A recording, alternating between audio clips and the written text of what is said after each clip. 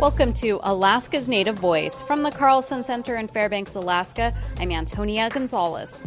People from across the state traveled to Fairbanks this week for the first Alaskans Institute's Elders and Youth Conference and the Alaska Federation of Natives Annual Convention.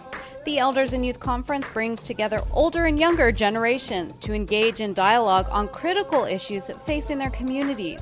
It's also a time to learn from one another to transfer knowledge. The three-day event is held prior to AFN, which serves as the principal voice and forum for the Alaska Native community to work on public policy and government. The AFN Convention attracts thousands of people.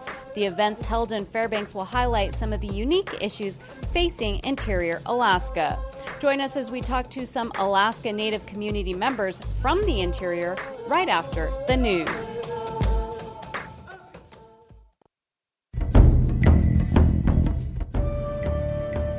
From the 2019 Alaska Federation of Natives Convention in Fairbanks, Alaska, I'm Trip Krause. Language is front and center at the annual Elders and Youth Conference. This year's theme, Language is Our Superpower, echoed throughout much of the First Alaskans Institute event, and more than 1,100 people registered. On the last day of the conference, First Alaskans President and CEO Liz Medicine Crow reflected on the theme. We should be really thinking about how can we lift up our native languages, and it's not a competition. It's an opportunity to love them all up. Many of the workshops at Elders and Youth revolved around cultural understanding, as well as languages such as Tlingit, Anungum-Tunu, and Gwich'in. For Medicine Crow and others, language is directly tied to sovereignty and self-governance. And if you use language as a place of understanding your relationship to places, then you also are understanding that there is a relationship happening. And so especially for our Indigenous people, our native nations, and then as nations, the tribes in which express governance right now in a contemporary context, being able to be who we are on our own lands, self-governing, requires that we find a pathway for the knowledge of our ancestors, the values of our peoples, be the conduit for carrying us through to the next generations. Governance is a way of expressing that. The way we decide to live amongst each other, to treat one another, to be related to one another, to address issues that we share in common together, that's governance. That's something that we've had for thousands of years. The elder keynote speaker was Sally Tagita Mayaga Swetsoff from Atka, Alaska. She grew up speaking Anungum-Tunu as her first language. Our languages are a direct connection between us who are here today and all of our ancestors who lived in each generation before us. I want each and every one of our youth and elders to remember who we are and where we come from. This is our homeland. Meanwhile, the Alaska Federation of Natives held its 8th annual tribal conference with the National Congress of American Indians. Typically, it's held on the day before the AFN Convention begins. Key issues included climate change, blood quantum, and the 2020 U.S. Census. Nicole Borromeo is Executive Vice President and General Counsel for the Alaska Federation of Natives. Well, we have a theme this year that is Alaska-driven and good government related. The first part of the theme, good government, speaks to the need to have the state of Alaska working to meet the needs of all Alaskans. And Alaska-driven speaks to the need to have Alaskans driving state policy. So we're going to have a number of panels that are focused on pressing topics related to not only the fiscal policy concerns that have been really engulfing the legislature and most of the state over the last year, but other constitutional ramifications as to what state policy decisions hold for the state. A number of the draft resolutions address state budget cuts to integral issues that affect rural Alaska and Alaska Natives, including many budget proposals that Governor Mike Dunleavy vetoed in the budgeting process. Borromeo says those vetoes are definitely on the minds of many regional members. I would say it's in the top 5 issues for them, if not number 1. And the delegates here have submitted resolutions that correspond with their priority needs, yes. Several panels on the main stage will address those needs, such as growing concern for public safety. But Borromeo says this is an opportunity for delegates to have a say in current and future policy developments. From Fairbanks, Alaska, I'm Trip Krause.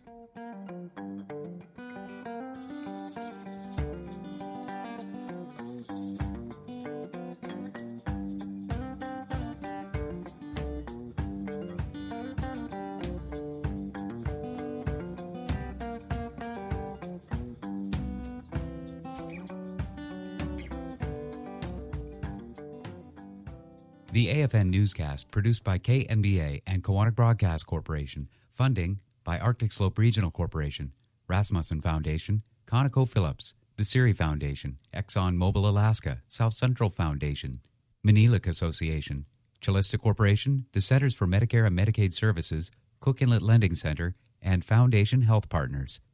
This is a production of KNBA, Kawanak Broadcast Corporation, and Native Voice One, the Native American radio service. Welcome to Alaska's Native Voice from the Carlson Center in Fairbanks. I'm Antonia Gonzales. This week, people from across the state are gathered in Fairbanks. The First Alaskans Institute's Elders and Youth Conference kicks off a week of activities here. Many who attend the gathering each year refer to it as a holiday, Native New Year, because it's not only a time to address many challenges to maintain the way of life, protect the earth, and explore ways to overcome social ills, but it's also a time to celebrate Native culture, identity, history, and pave a way for future generations. The three-day gathering is held prior to the Alaska Federation of Natives annual convention, which begins Thursday.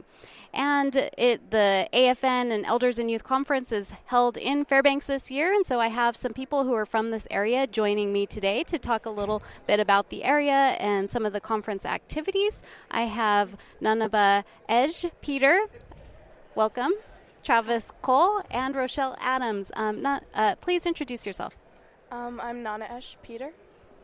And a little bit about yourself. I live in Fairbanks, and I'm Netsai, Gwich'in, and Navajo. Okay, and Travis? Okay, Rochelle, go ahead. Van Gwinzi, good morning. Shojrit Rochelle Adams Oji, Tsendut's Agwichaje Gwatsanisi. My name is Rochelle Adams, and I'm from Beaver and Fort Yukon. Thank you for having us this morning. Thank you. And Travis? I'm Travis Cole. I am originally from Malakakit and here in Fairbanks. My native name's Hanagasna, which means he made the people forget their sorrow, and I'm Bajista Hutana, the Caribou clan. Well, welcome. And Travis, why don't you go ahead and kick us off and tell us a little bit about the area? Here in Fairbanks? Yes. I don't know, what would you like to know? Just anything about the people that live in the interior, the Fairbanks area? Well, Fairbanks is very diverse because we're surrounded by the entire Athabasca Nation, you might say, in Alaska. So we have 42 different tribes, villages here in the interior, and Fairbanks has more than half of the native population of those villages living here in Fairbanks. And then we also have all the other people from the north and the west coast and south, so we have the different diverse natives of all the way from the lower 48. So Fairbanks is a small community. I'm used to living in the village, but if I had to live in a city any bigger than this, I wouldn't be comfortable. Fairbanks is just perfect for me. It's very warm still. You could walk down the street and wave at people. Feels very comfortable living in. And as a native person, it gives me opportunity to work because it's hard to find work in the village. That's why I moved here from the village to raise my two children 10 years ago. And Rochelle, tell us why you think it's important or why it's exciting to have these two conferences held in Fairbanks. Yeah, well, first of all, I get to see all of my family and my friends up here, Nana Esh being one of my little cousins. I think it's just so great, to have AFN and Elders and Youth in Anchorage and Fairbanks because it reaches a different population and it's easier for people and it's easier for our elders to get here. A lot of them, like Travis was saying, live here in town. A lot of people from our communities move here. And I just wanted to acknowledge the Lower Tanana people. This is the traditional homeland of the Benti Kanaga. And so I wanted to say masicho to them for hosting us and for being the original stewards of the land here. And Nana Edge, tell us a little bit about what your week's been like so far.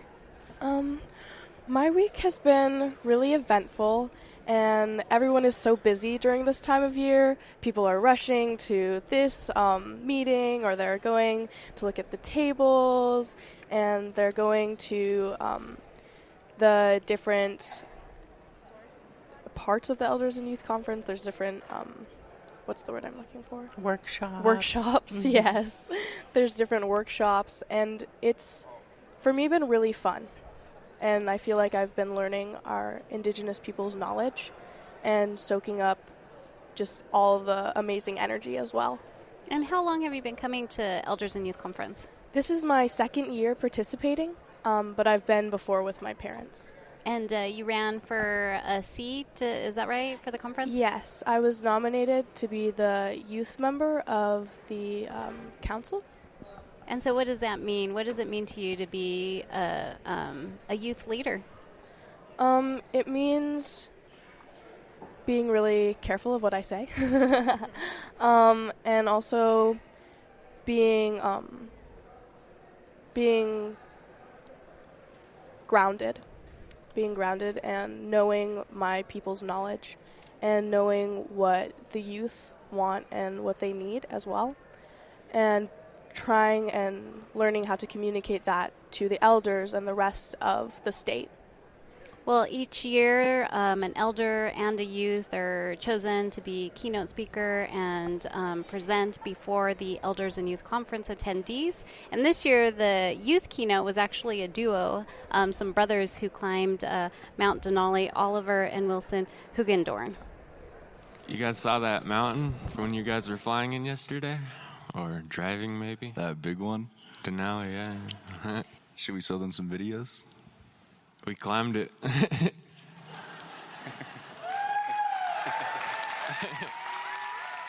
Wilson Hogendorn. I'm from Nome, Alaska. I'm 20 years old. My mom is Brina Outwater and my dad is Willie Hogendorn. And you were the youth keynote speaker. What was your message to youth? I told them you can do anything that you want if you want it bad enough. And you talked a little bit about the climb you did on Denali. What was the biggest challenge for you? Probably, I think maybe being alone for the most part, but I had my brother, but just having no one else for miles and miles around. And what was the most rewarding part of your climb?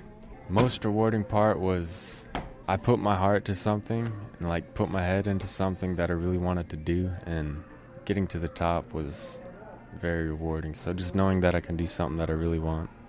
All right, and you're here with your brother. Please introduce yourself. My name's Oliver Hogendorn.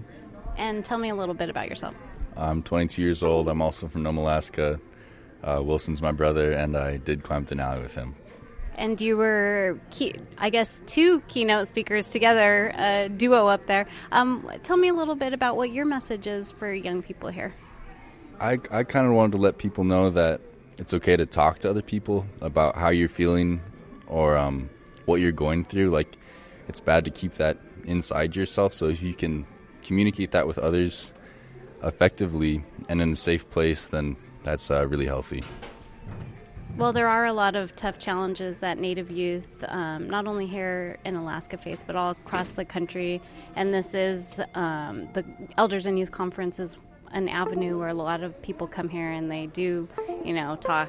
So how do you see that in connection with what you did with your climb? How, if your brother was saying, you guys were alone and a lot of thoughts and just some of the challenges. How did you handle that?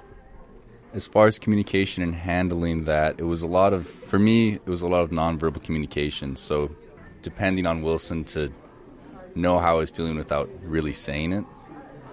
And I think that's also a valuable means. Just recognizing that there's more than one avenue for letting people know how you feel. And that was the Elder and Youth Conference, the keynote speakers, Oliver and Wilson Hugendorn from Nome, Alaska, who were talking about some of the challenges, but also finding success in climbing Mount Denali. Travis, I wanted to get your reaction to what the brothers had to say in their message to young people about you can do anything you put your mind to. Yeah, I think that's an amazing feat to climb Denali. I worked at Kantishner Roadhouse for 2 summers when I was younger, and just looking at the mountain, knowing that environment, being there for 2 summers, that is not an easy thing. So, hats off to those men for climbing that mountain. That is awesome. And the message of that, you could do anything you set your mind to is absolutely true. I've been through a lot of struggles in my life, and there's moments where I just felt like giving up. And when I just kind of pushed myself through, got myself on the other side, and I always surprised myself, like, wow, I was able to do that, and that, I think that just applies to everything, whether you're going to climb a mountain, or you're going to finish college, or you're going to get the job that you dreamed of, or successfully do anything, even to become sober. Like when I struggled with alcoholism and drugs, I worked really hard on trying to be sober, and I think anything is possible. So those young men climbing that mountain is just really even more proof that anything's possible when you put your mind to it. And Rochelle, you're shaking your head to what Travis is saying. A lot of everything all the activities that are taking place this week go back to culture, native language, native culture, identity, and part of community building. What are your thoughts on that, on using native culture as a part of cultural resilience and community building to address some of these tough issues that native people face?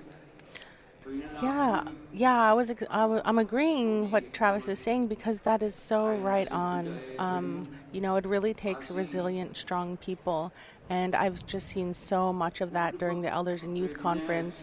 I had many moments where I looked around and I saw elders smiling and youth doing practicing our cultures, building drums and making chief necklaces and all of these amazing things. And it's really because of that resiliency and that beauty and that strength in our culture that we've been able to survive this long and to thrive in our culture. And it's just so amazing that we're able to reclaim these, reclaim our songs and our dances, but also reclaim our language. And we're about to see the language shift back to where we're all living and breathing our languages and cultures, and it's so exciting. And Nana Edge, do you see young native people embracing their native culture like you see at the conference, like outside of the conference? I know growing up, I grew up in a border town, and I felt, growing up that the word Indian, because I'm Native American, but the word Indian was often used kind of as a slur word. And so I think that you go through those moments when you're a young child and growing up that you're kind of unsure of identity and native culture unless you have a lot of support, a strong family, and even coming to events like this where you're encouraged to speak your language even if you mess up some words, or you're encouraged just to embrace the native culture. Your thoughts on young people, embracing native culture outside of these kind of events? I think that a lot of our youth are really trying to embrace their culture, and I see that a lot at the events that are here, where we'll be talking about outside of the event, and they'll be talking about how they high-tanned with their grandma, and it was amazing, and that was them trying to embrace their culture outside of this event where we have all the cultures and all of these different workshops that help you build that knowledge.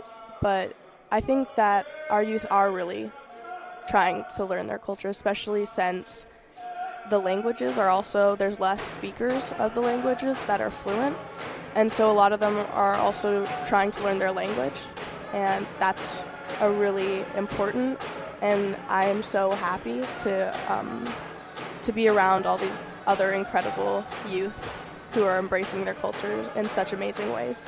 And I think also part of it goes to imaging and in the media, whether it's in news stories or sports or film and television, about having accurate, positive representations of Indigenous people in Alaska, in the lower 48, around the world. And Rochelle, you're a part of that movement to bring accurate, positive representations into television. Tell us a little bit about that. Yeah, so we were really happy that we got to share our work with Molly of Denali. And so I'm one of the permanent Alaska Native advisors and one of the original, people who sat down and really were the creators of Molly, who Molly is, who her world is, and her community, what her family looks like. And we've been working on this for a few years, and to be able to, roll out the show this summer, it started airing in July, and to be able to show it here at Elders and Youth, with our advisory committee, we showed the episode called Grandpa's Drum, and that was really based off of Luke Titus's story with boarding school, and we talked about getting our songs back and getting our language back, and that's exactly what the episode was about. And it was a really powerful moment here on the Elders and Youth stage, where we shared that with everybody, and we really did feel that collective healing happening amongst all of our people. So it was really amazing. And what was the response? What kind of response did you get? You could really just feel the energy here all day. People were talking about it and coming up to me and sharing their experience with boarding school, or they were saying that was their grandparents' story, or how happy they were to see Grandpa get his drum back, and how much their children love the show. And so there's just so many times, when people come up to me with so much joy. And one thing that I mentioned when we had an interview on stage was that it's because of the beauty of our Alaska Native people that this show is a success. And so when they see that and they have that pride and that joy and all of that from watching the show, it's really a reflection of our Alaska Native and Indigenous people that they're seeing. And so I wanted to reflect that back to our people, and I'm like, look at how beautiful you are, And this is such a great platform to share that and to educate people about who we are as Alaskans, and kind of dispel some of those preconceived stereotypes that people have about Alaska. So it's just been really amazing. And Travis, you go. But go I was ahead. going to say that Molly of Denali is an awesome show. I love it. Everywhere I go, kids will tell me that, and I work with teaching songs or sharing songs. And just on Indigenous Day, I went to University Park to teach you. All right, we're having a little technical difficulties. Travis, go ahead. I was sharing songs with these youth, these little kids, and talking about Native culture, but they were raising their hands, and I was just so I pointed at them, and they just started saying, "I love Molly of Denali," and I was just everywhere I go, I see these in my own children, my own two children, when it comes on at 3 and at early in the morning, they're always turn it right on. I love the show. It's got our sense of humor also. That's what I love about it. And share a little bit about the drum. Rochelle was talking about how the episode that was shared was Grandpa's drum, and part of it being healing from past traumas, including boarding school or any kind of traumas that we face. And as a drummer, tell us a little bit about that and how the healing part of it comes out. Well, to me, I started drumming 30 years ago, and I was going through a lot of difficulty in my life, and it just so happens my brother didn't want to drum. Usually in the dance group, the older man would be the drummer, and they handed him the drum, and he just looked at me and handed me the drum because he didn't want to drum. So I started drumming from there, and I wind up that year losing my best friend to suicide, and it was a really difficult time for me. It was I kind of wanted to give up myself on life, but I thought to myself, I'll do something in his honor. And so I continued to drum and sing and pursue that, and then I through all this 30 years, I've seen a lot of good things come out of it. People would talk about it and things like that, try to describe it. But for 30 years, I've seen it and I've lived it, and it has saved my life. Drumming is a very powerful thing. When you come into a room full of people like here at AFN, or potlatches or things like that, everybody's on a different page. Some people are happy, sad, mad, whatever it is. But when you get into the singing and the drumming and you pour your heart into it, everybody seems to walk out on the same page. Their spirits woken up by the drum. It feels so much better. Everybody's smiling. And for the struggles that we go through here in the interior, what I've experienced, it always seems like people go to the potlatches and things like that, and it just kind of reawakens their spirit. I know there's so much about drumming, the whole lifestyle that I've lived. The one thing that has been good for me is the drumming. If I didn't have drumming, I wouldn't even be here today, I don't believe. It helps with my sobriety. It helps me with my connection to my community. And with my children, my daughter's very shy about it, but my son, he goes out there with me. But, I think it really connects our community back. When we're all living separate lifestyles and everything that we do today, and we're diverse. Background here, I hear drumming right now. Right. It's beautiful. And it's a perfect way to start the AFN is, wake up everybody's spirit, get that spiritual. To me, the whole feeling of music is universal, whether you speak the language or not. You can always tell if it's a happy or mad, or happy or joyful song, or a somber song, honor song. So, music just goes across all borders. It takes away the walls. And for me to understand that, our ancestors, our spirit, their spirit is still amongst us. And when I'm out there drumming and we get the great feeling going on, I could just feel our ancestors there, and it takes sometimes a lot to understand that because, I've been doing this for years, and there's been moments where I just kind of went through the motion of drumming. I wasn't feeling right myself, but then when I'm feeling right, the group feels right, everybody's putting their heart into it. It's some of the most life-changing moments I've had in my life is just simply being out on the floor with a lot of other people, drumming, learning from elders, watching the little kids starting to learn the song, pick up on it, having fun with it. I always see the kids about halfway through the whole drumming session, they'd just be so full of energy, and the elders said that's their spirit. You woken up their spirit, and now they can't control themselves. They'll just start running around all over the place. But I think that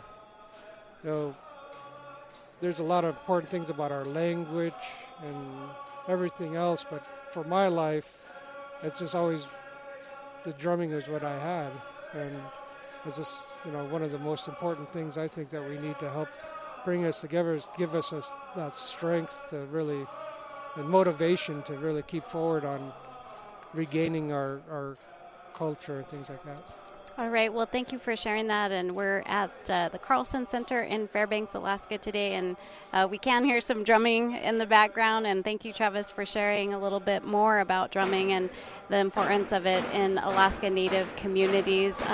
We're here in interior Alaska, where the First Alaskans Institute's Elders and Youth Conference took place for 3 days, and it is prior to the Alaska Federation of Natives Annual Convention, and that is also a 3-day conference. I have some guests here joining me who are from interior Alaska, and we're going to take a short break, but we'll be right back.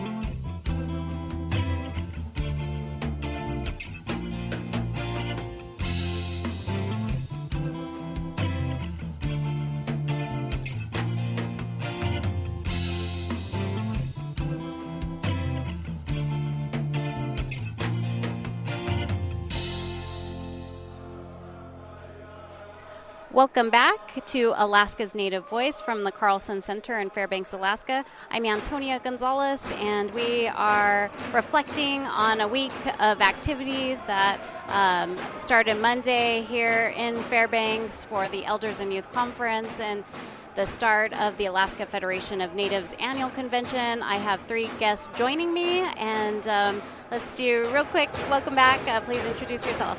I'm Nana Esh Peter, and I'm 15 years old. All right, thank you. Travis, please introduce yourself. Travis Cole from Allakaket, originally. And Rochelle? Rochelle Adams from Beaver and Fort Yukon. And before the break, we were talking about music and how music is healing, especially the drum, and Travis was sharing how important it is to him and how it really has helped him in his life, including overcoming challenges. And we see that a lot in these 2 conferences, the Elders and Youth Conference and the AFN Conference. And music, like Travis, you were saying, is universal. And fiddling and fiddle dancing here in the interior is really popular. I've seen a lot of flyers of upcoming events, and even at the Elders and Youth Conference, they have a workshop on learning the fiddle dance.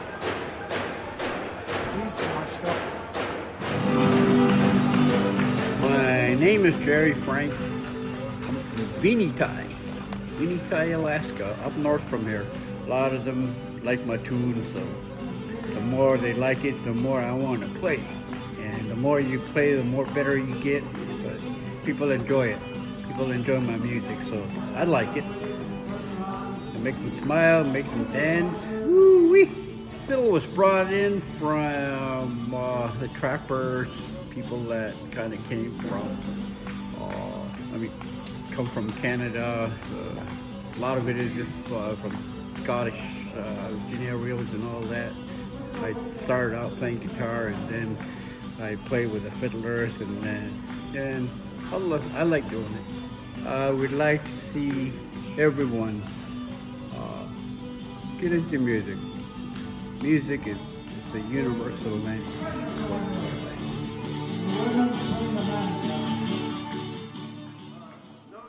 And that was part of a session, a workshop at Elders and Youth Conference, and it was a live band. It was live. It was really exciting, and it was really hot in there, and everybody just had big smiles, and even if they didn't know, how to dance, they were encouraged to get up and dance. And Nana Ej, I've seen you in those workshops in the past, and your family is into it. Tell us a little bit about that.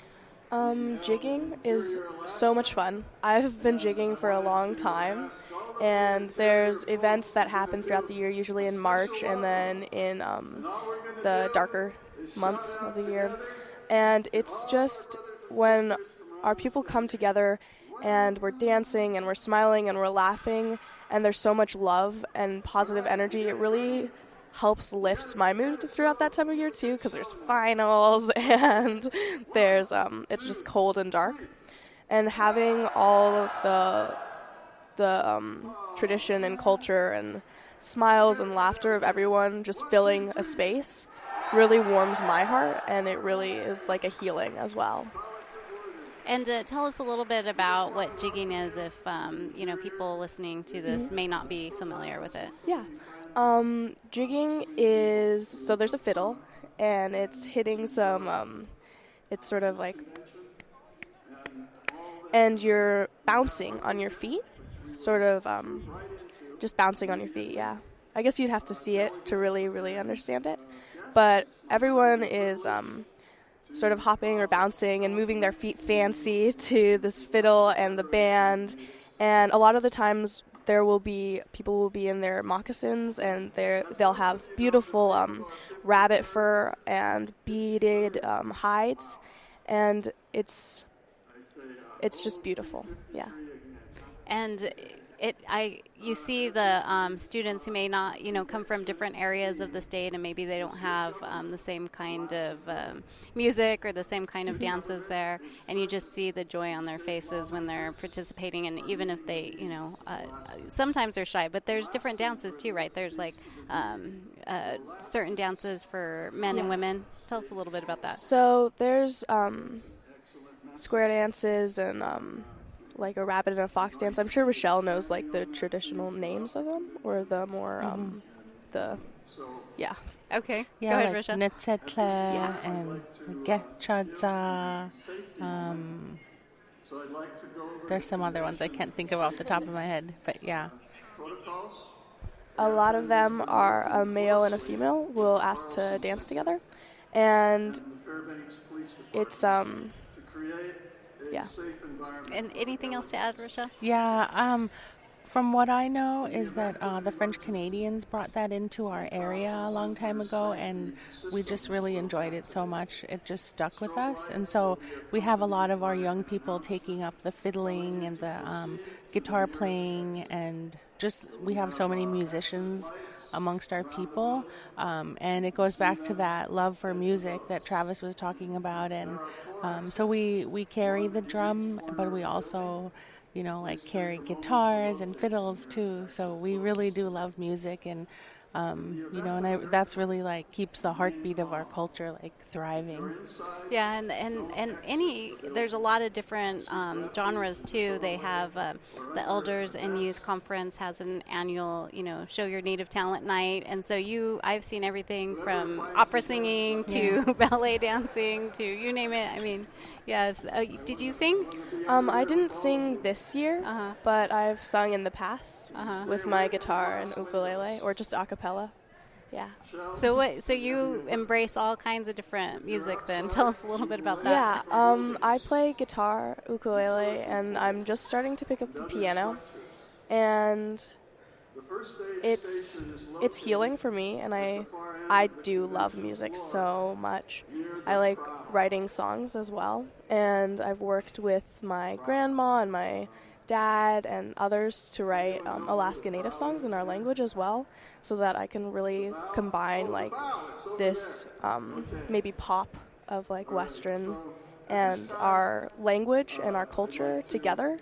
And I think that's really important too, being able to have all of these different like sciences and knowledges and being able to put them together, because it makes you it really enlightens you too, just knowing and just learning and listening. And do you see yourself using both of your tribal identities, or do you tend to like focus on one side more than the other? I'm just curious since since you have two different tribes. Yeah, so I'm Navajo and Gwich'in. And when I was younger, I lived in Arizona with my grandparents for a while, and I would be out on the reservation in Chanto, Arizona, where my grandpa is from. And I loved it there. And but I moved here when I was 5 too. And so a lot of it is usually Gwich'in, just because I don't have that like immediate tie with being on the land in Arizona. But when I am there, I try to really embrace that culture as well, just to get the best of both worlds. And Travis, any thoughts? Well, like they were saying about the music, we as natives kind of, when we find something that we love, we bring it into our own. So we've been doing the drumming for thousands of years, but when they brought along the fiddle, we adopted that, and then the guitar, we adopted that. Like my cousin Mark Brown, he plays guitar, and I love it when, like, I don't jig. It is so much work. And, I'm actually a Koyukon Athabascan, and we did like the two-step style. And so I love going to listen to the music. So I always go to the Dixie Alexander always has a fiddling over at the Morris Thompson Convention Center here every year, a couple times a year. And so I love just going there, helping out Dixie by cleaning up and everything like that. Like since I was young, I've known her, and just listening to the music, watching the people smile and dance and have fun with it, But we have young people that are starting to learn music, and they're adding our native touch to it. And so it's awesome, to see artists who paint and draw and graphic design. Molly of Denali, we're starting to express ourselves in so many different medias and genres and things like that. It's just exciting to see, because when I was growing up as a young person, it was mostly just, drumming and seeing the fiddling and stuff like that. In Allakaket, every New Year's and holiday, we'd have fiddle dance. You know, I didn't have really much other than that besides fiddle dance, unless there was a potlatch, and that's when they usually did our native singing. Not very often did we have potlatches like that, but growing up here in Fairbanks also, you know, it's just so much more people. I've been in a lot of potlatches. And also part of what we've been talking about is learning from elders, and not only music, but dog mushing is also an elder was recognized yesterday, George Atla, who is from Huslia, is that right? And you probably all know him. Yeah. But there was a documentary that was shown last night, and in 2013 I got a chance to speak with him here at AFN. I used to mush dogs, and I did for years.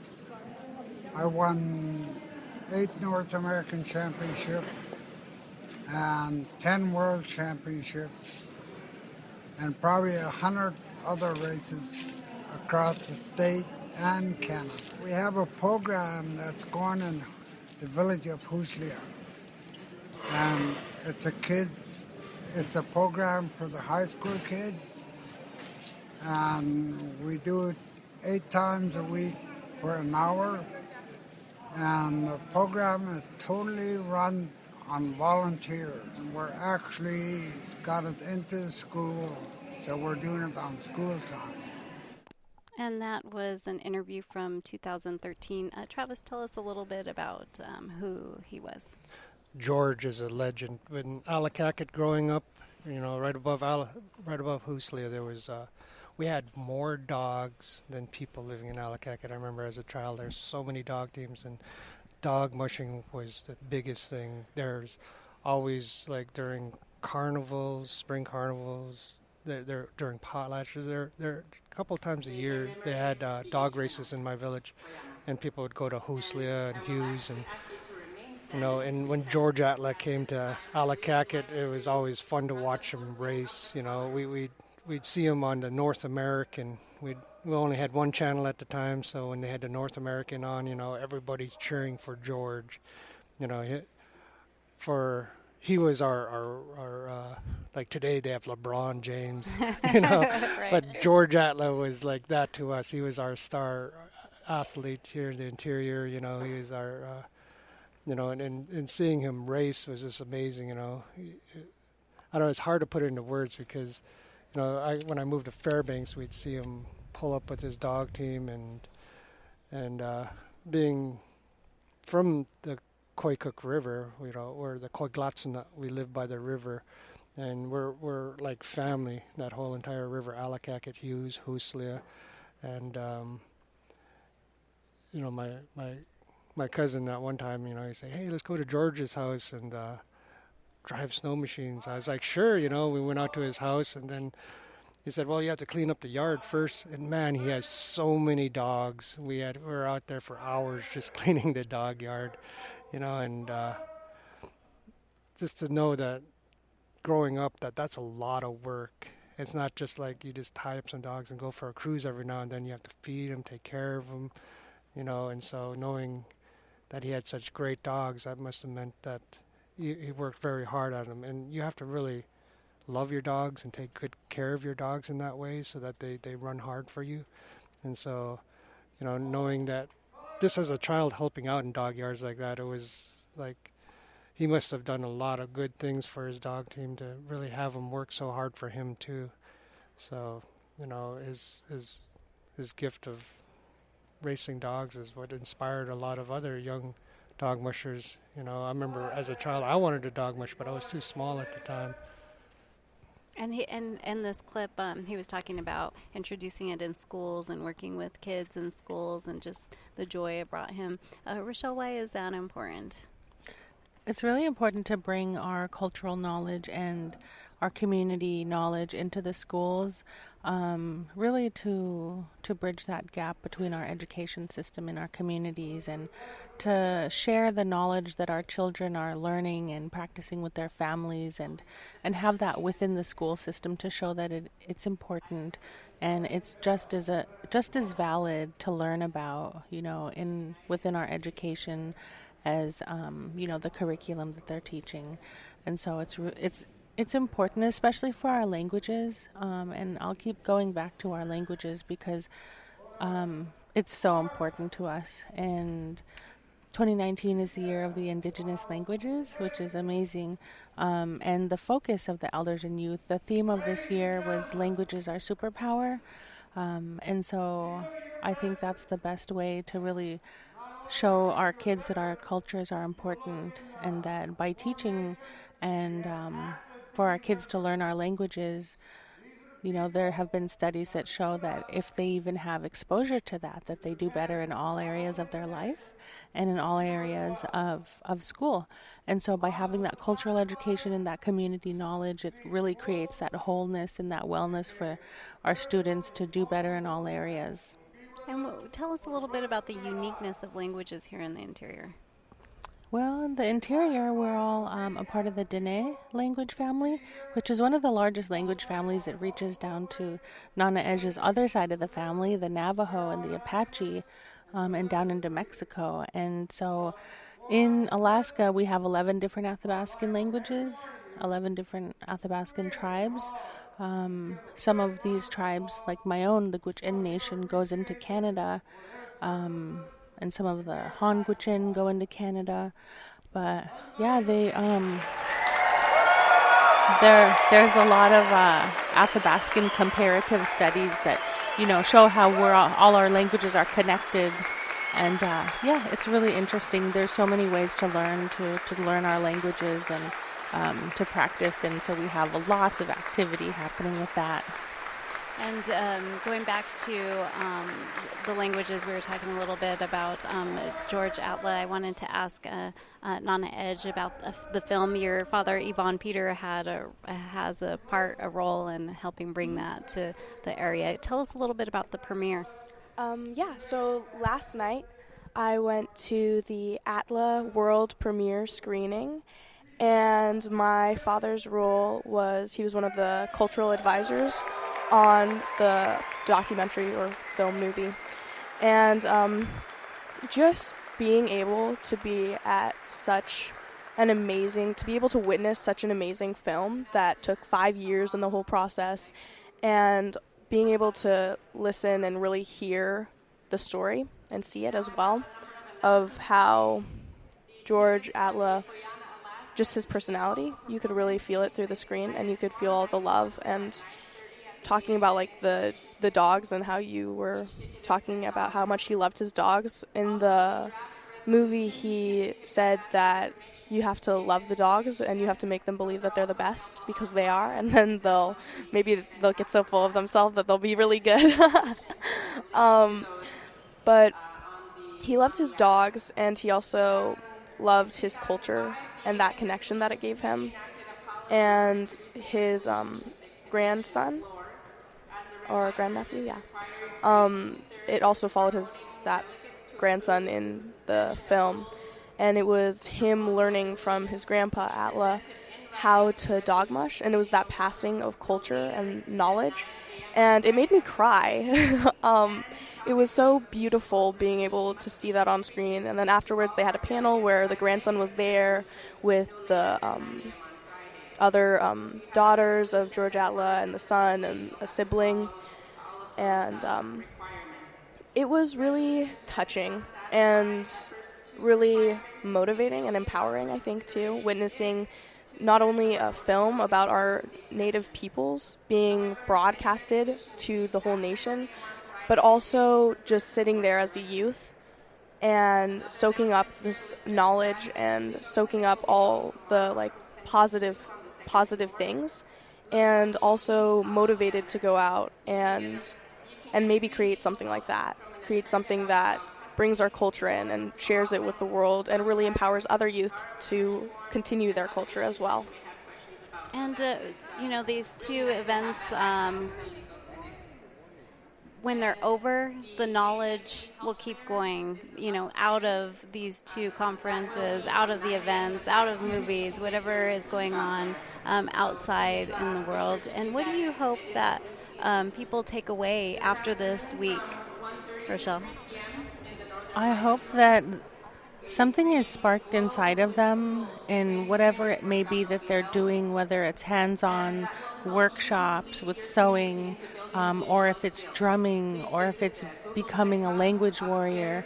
I hope that they find something that speaks to them and speaks to their spirit to continue practicing and loving our cultures and to be proud of them and to share those out and to advocate for our people and to continue to hold space for our culture and to make sure that, these are always represented and they always have a place, because Alaska has and always will be an Alaska Native place. And part of the conferences, both conferences, is policymaking and addressing these issues that we've been talking about as well. And Travis, what have you learned about doing work on the grassroots level and really working with communities, whether it's to address and talk about stuff like suicide or suicide prevention or other issues in the community? Well, kind of ties into what you're asking earlier, is that, you see these people come here to these conferences and it's a safe place for them to really open up and start talking. So I'm hoping that, the young people here, the older people here, they get that courage when they're watching each other speak and hearing each other go through the same thing, that they decide to open up right now, right here, and share something that might inspire somebody else. Because it takes a lot of courage for a young person or even an older person, even my age, would try to open up about something that we've been going through. And we could be in a room full of people going through the same thing, but nobody had the courage to really say anything. So when we see people here with that courage, opening up, and talking about these issues and being honest about it, not just trying to sugarcoat it or play it off like it's all right, but to really dig deep into that issue about what's going on in their communities.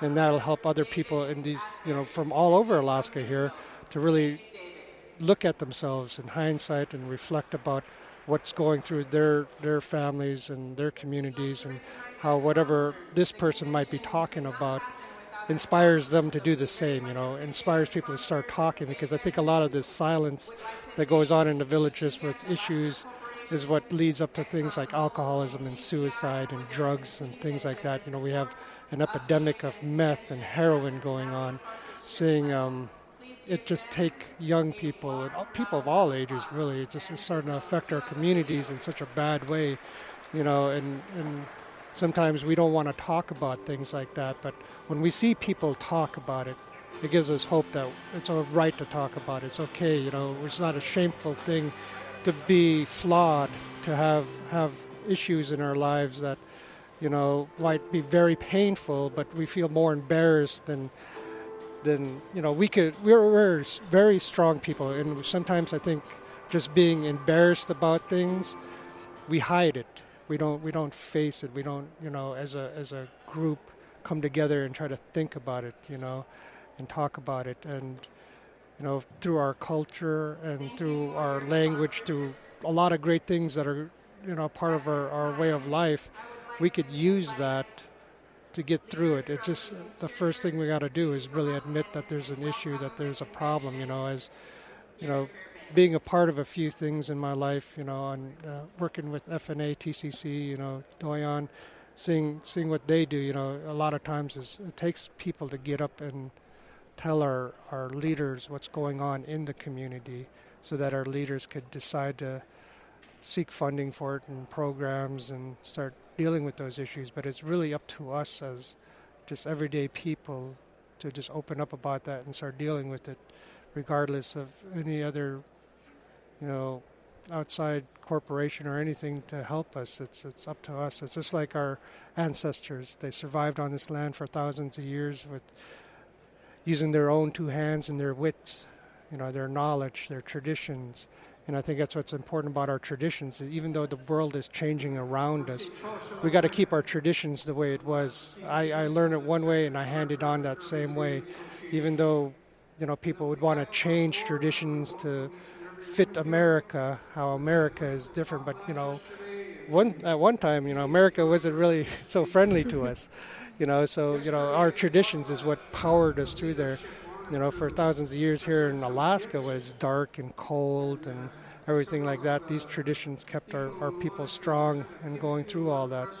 It's like every time there's a potlatch and people are hurt, we come together and we support each other's. So, I think there's a lot of important things about our traditions, those values, those strengths that could get us through the issues that we have today, whether it's suicide, drug problems, alcoholism, and it's just two worlds coming together, and I think this modern day world is constantly changing, but our traditions got to be that rock, that foundation that we always have. And Nana Edge, listening to Travis and Rochelle and other people who were, I guess guiding you this week and in life in general, just listening to what our guests had to say here today. What are you taking away this week as a young person? I have had so many different, epiphanies, I guess, maybe, or just, these messages that I've felt through in multiple ways in this week and maybe a little bit of last week as well. And it's that I as a youth, I cannot be afraid to use my voice, and I need to use it because it's strong and it's beautiful and it's one of our Indigenous people's voices, and we need to be heard. And that we also need to listen to our elders. We need to soak up the knowledge and the stories, and so that we can stay grounded as well in that.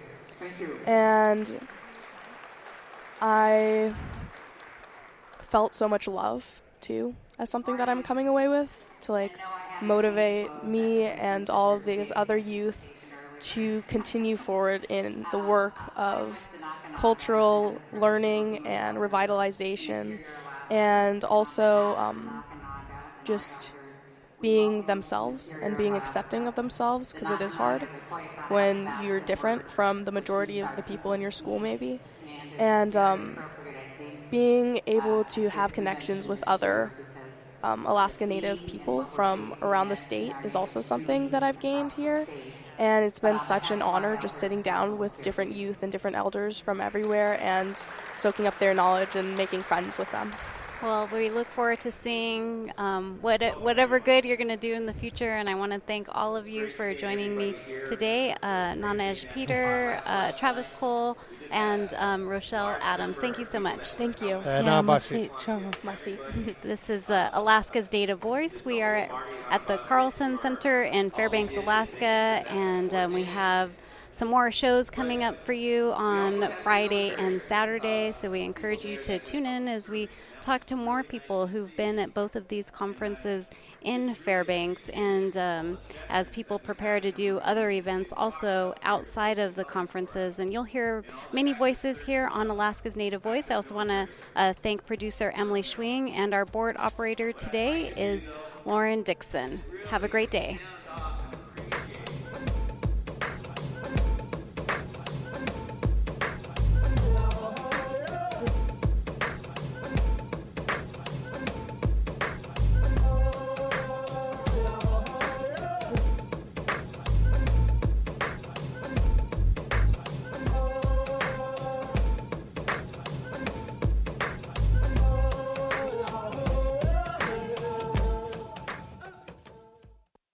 AFN, Alaska's Native Voice, produced and directed by Antonia Gonzales and Emily Schwing.